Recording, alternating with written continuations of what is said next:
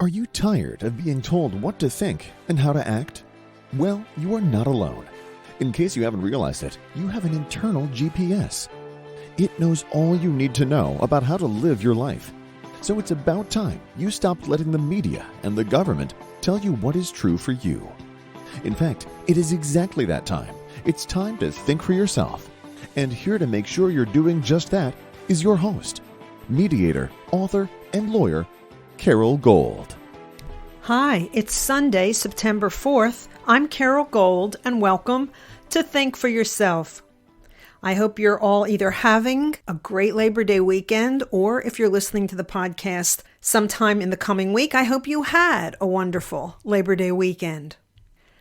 I want to start with some thoughts about President Biden's speech last week, but I think I have something to share that you've not heard anywhere else and likely may not hear anywhere else.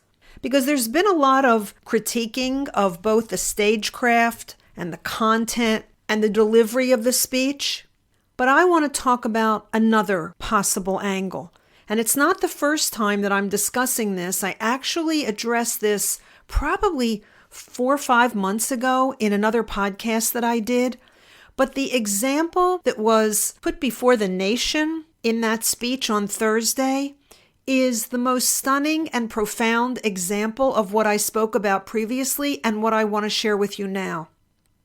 If any of you have ever had an experience such as I did, which is when my dad passed away, prior to his death, he had a deteriorating mental condition as a result of insufficient oxygen to his brain, probably because of heart failure.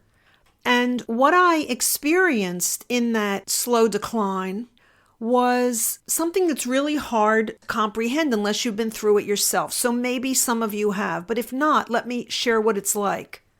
What happens is, as we age, all of us, not just my father, all of us, as we age, we begin to have, for some reason, less and less ability to sort of monitor and modulate extreme portions of our personality. And we all have little quirks. And for most of our lives, we're able to, as I said, monitor them or keep them at bay, not have them front and center. Or if they are, they're highly sporadic. Maybe someone loses their temper. Maybe someone laughs inappropriately because of whatever their own insecurities, their own awkward social skills, whatever it is. Everybody has little quirks. Some people it's anger. Some people it's, let's call it sloth. Some people, are messy. Some people are OCD, whatever it is. Many of us, if not most of us, learn how to keep a handle on that stuff. But for some reason, as we age, it seems to become more difficult to monitor, to modulate that kind of extreme behavior. Especially when someone has deteriorating oxygen flow to the brain, where all of their cognitive skills are not front and center and aren't functioning at optimal levels. It becomes not only difficult, at some point it becomes impossible to hide basically what's been going on under the surface all along. I saw it with my dad. He had a very authoritarian type personality, and he dealt with it with a lot of humor and some sarcasm, and he was seen as a very effective and a very successful businessman, but a lot of it was really around this underlying drive that he had that was probably predicated upon the fact that as a young man, probably when he was in high school, his father abandoned the family. And my father had 6 brothers and sisters. He was the oldest, and it fell on him to raise the other children. And I think that created in him all kinds of emotional issues that back then in that generation, there was no therapy. That wasn't an option. You did what you did to survive. And I think it colored him his entire life. But again, in his last years, he became unable to modulate and moderate that underlying frustration, anger, sarcasm, all of those things. And he became what I basically say we all become, which is somewhat of a caricature of ourselves, because the mask is gone, The facade is gone, and what's left is really what's happening underneath. If you watched President Biden's speech, it was probably the most consistent and easily identified display of his authoritarianism, his elitism, his anger, his unwillingness to compromise, and his ability to say one thing and then 2 sentences later say something else. He was, in fact, a caricature of who Joe Biden has always been. But those facades that I talked about, the facade that he had, that he got through a political life for, over 40 some years, they're gone. It's gone. And what we saw in that speech was actually quite terrifying because it was an authoritative, judgmental, condescending President of the United States who was calling out almost 72 or 73 million people as being a threat to the nation. And then, as I said, a few sentences later, as he tried to wrap up the speech, he said that he's the president of not just red America or blue America, but all America, which not only is a contradiction, but it's a flat out lie. So the reason I wanted to share it with you is because it gets played differently depending on what media you're listening to, depending on which political agenda you're listening to.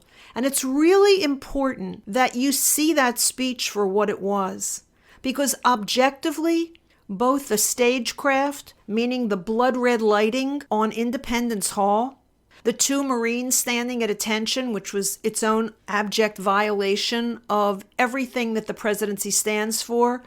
It really was Hitler-esque. It really was Mussolini-esque. It really was Castro-esque. It really was the dictator attempting to intimidate the listeners. So from the stagecraft to his delivery, which was beginning to end angry, judgmental, and authoritarian. It's important that we see that for what it is, because it's incredibly dangerous. I think that people around him are now full throttle, using him as they have been all along. But now he's just a puppet. He's just reading what's on the prompter. He's not even all that sharp as to what's going on around him. I tried to pay attention when Jill Biden and he first walked out of the entrance that was set up for them coming out of Independence Hall.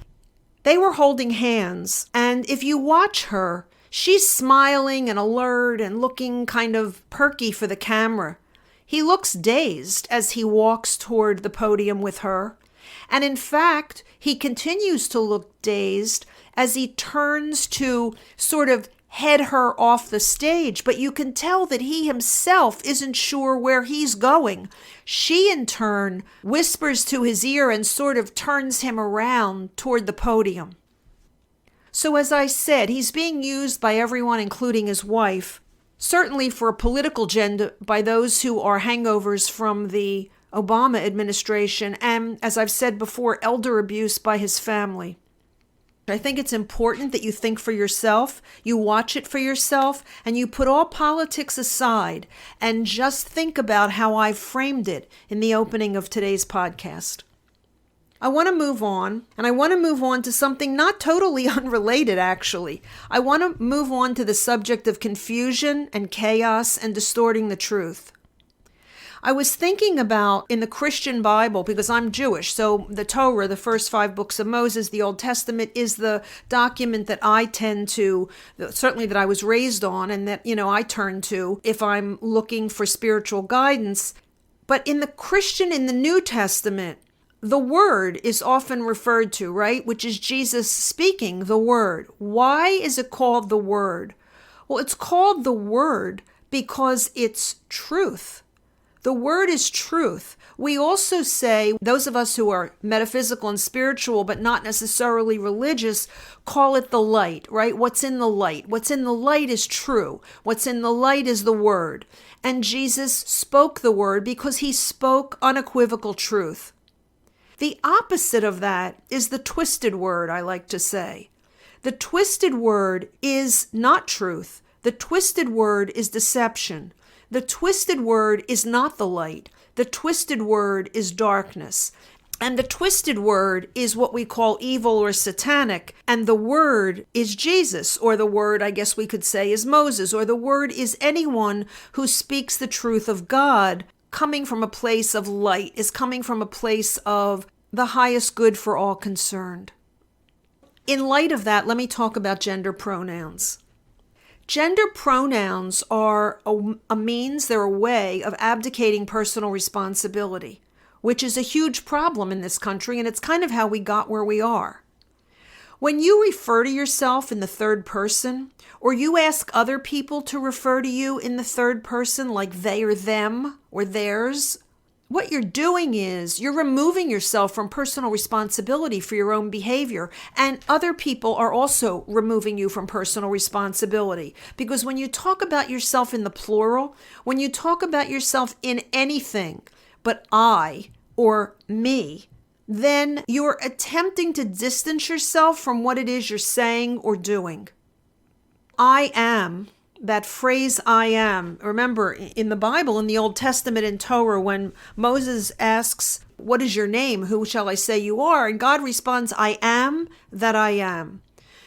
I am oftentimes is referred to as the anarchy on reality. So whatever you put after the words I am is what you create, because those are powerful words. They are words of creation in a sense, in a very real sense. So when you say I am frustrated or I am in pain, you sort of solidify, you make manifest your frustration and your pain. When you say I am joyful and I am healed and healthy, you manifest your joy and your healthfulness. Using the power of the name of God to say that I am transgender, I am they, them. Whatever it is you're using those pronouns for, it's not to hold yourself accountable. It's to actually make yourself unaccountable. And when I said I am transgender, what I want to say about that is I have to believe there are people who are born with gender issues. I think they are a minuscule amount of people. I think what we're experiencing now is mass psychosis around gender dysphoria. When I say that, to say that I am transgender, when someone says that, I'm not talking about that minute portion of the society who has a biological challenge as a result of chromosome perhaps imbalance or chromosome malformation. The rest of it is nonsense. The rest of it is mass psychosis. Let me say this about the confusion and the chaos. I was listening to someone on YouTube. He is I think he's like a transgender manager or transgender department head at Einstein Hospital in Philadelphia. I was watching his YouTube video. He was explaining about pronouns, and I'm going to quote what he said. One of the safest ways to find out a person's pronouns is by sharing your own pronouns when you introduce yourself, even if you identify as a cisgender person. You can, for instance, say, "Hi, my name is Clara, and my pronouns are she, her, hers." Sharing your own pronouns provides the other person with an opportunity to share theirs. In the event that the other party doesn't reciprocate by also sharing their pronouns, you can just politely ask what pronouns they use, end quote.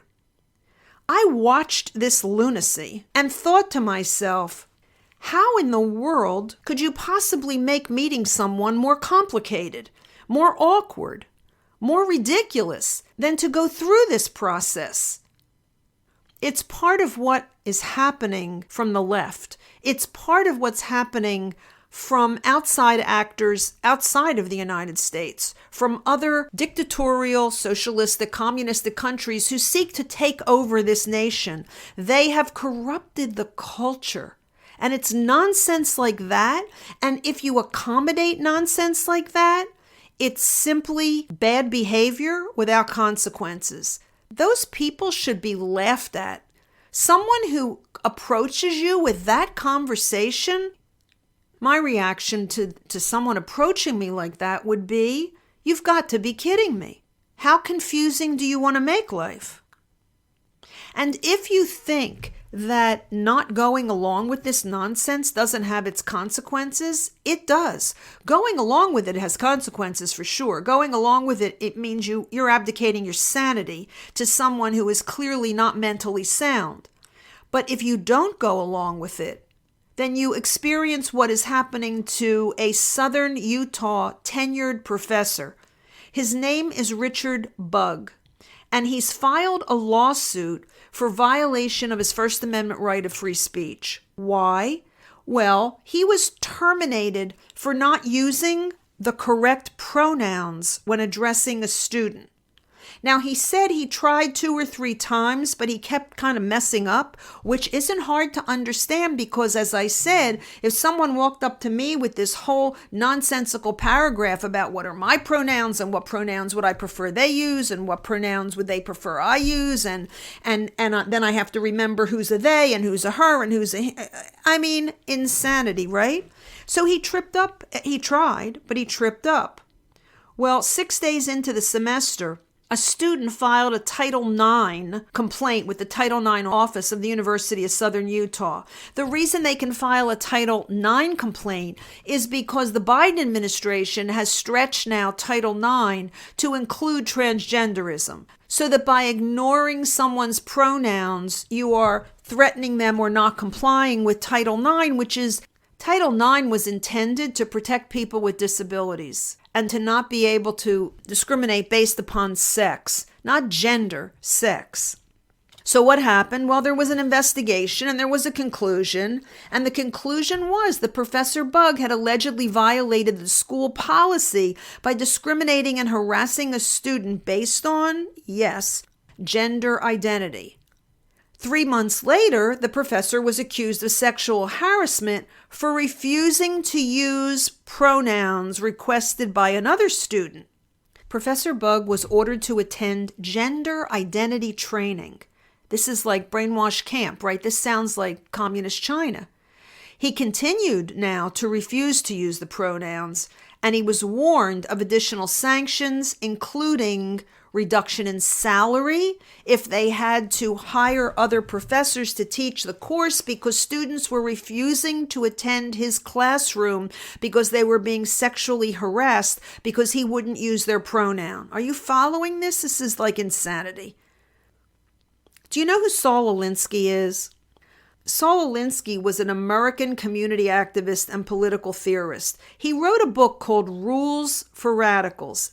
I want to read you one line, one short quote from the book. He who controls the language controls the masses. Worth repeating. He who controls the language controls the masses. I want to make 2 points about that statement. Number 1, Saul Alinsky is the god of the left.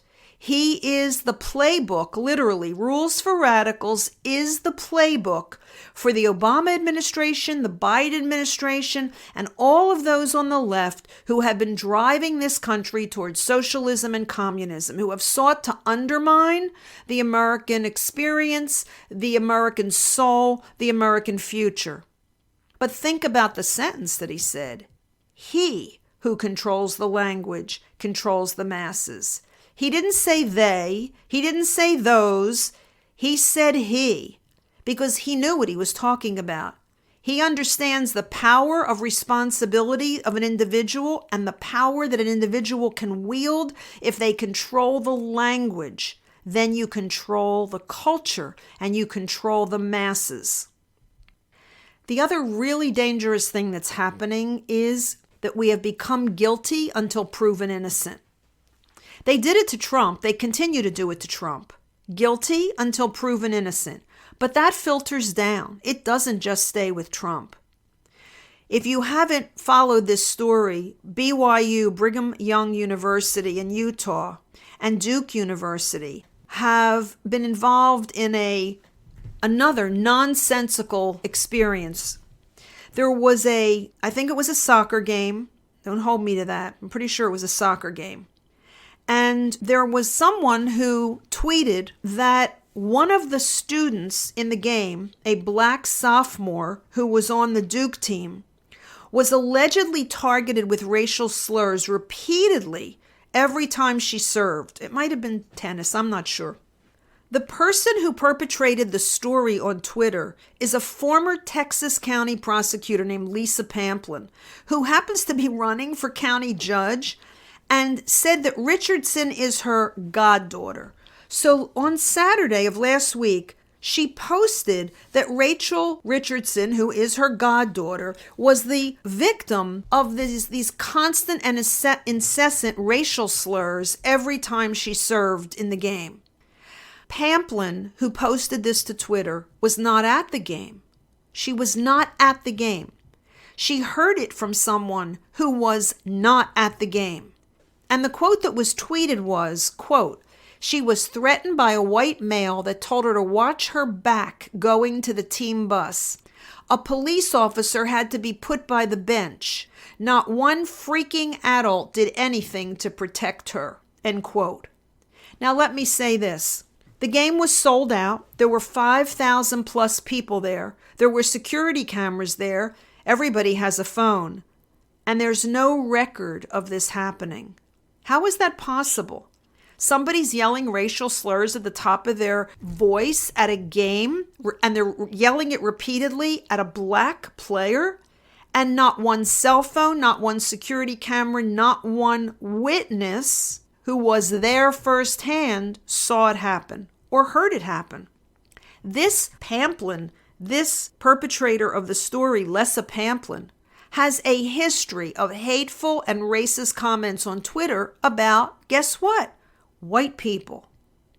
But BYU caved, and they banned for life a handicapped white male student who they determined has a voice that sounds like the voice of the person shouting the slurs. You see, we're all guilty now until proven innocent because the left has an agenda. It's the Saul Alinsky playbook. It's rules for radicals. It's why we don't speak truth. We speak twisted truth. It's why we don't live in the light. We're living in the darkness, or at least the left is, and certainly Joe Biden is. I've seen very few things as dark as the image of Independence Hall bathed in a blood-red light as he railed and shook his fists to the nation. Yes, it's not the word, it's the twisted word. Yes, it's not light, it's darkness. Yes, it's not truth, it's deception. That's where we are. And yes, you are guilty until proven innocent.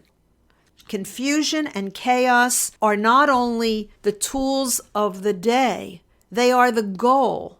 They want us to a place where, like the Tower of Babel, nobody can speak to anybody else. Nobody can understand what's going on. Nobody can resist the powers that be. And then the heavy fist of rules for radicals will come down on all of us, perhaps in the form of 87,000 IRS agents who, by the way, are being trained to be armed.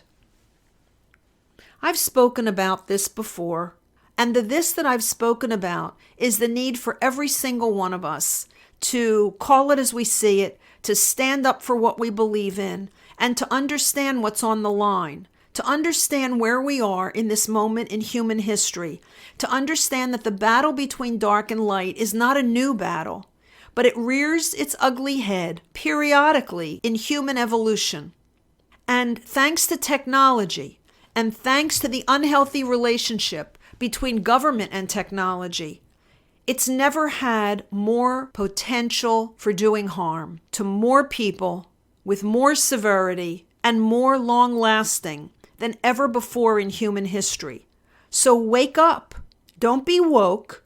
Wake up and understand what time it is, and understand why you're here, and understand the role you're to play through being the Word, through being light, through being truth, in standing for everything good that we are capable of, and in being willing to plant your feet firmly in principles like the Constitution, the Bible, and the values and principles that you know in your heart are the highest good for all concerned. The light always prevails. That doesn't mean getting there is easy. This is our job, and it's a full-time job. And I know we're all tired, and I know we're all busy, and I know we're all concerned. But that was the intention, so that what we wouldn't be is all united. The United States of America. Thanks for listening. I'm Carol Gold. I'll be back here again sometime later this week. And until then, by all means, think for yourself. Carol thanks you for spending your valuable time with her. It is her mission to empower you to remember how smart and capable you are. Be sure to check out Carol's website, carolgold.com. That's Carol with an E, gold.com. Please leave a review and subscribe here so you'll be alerted to Carol's next podcast. Until then, above all else, remember, it's time to think for yourself.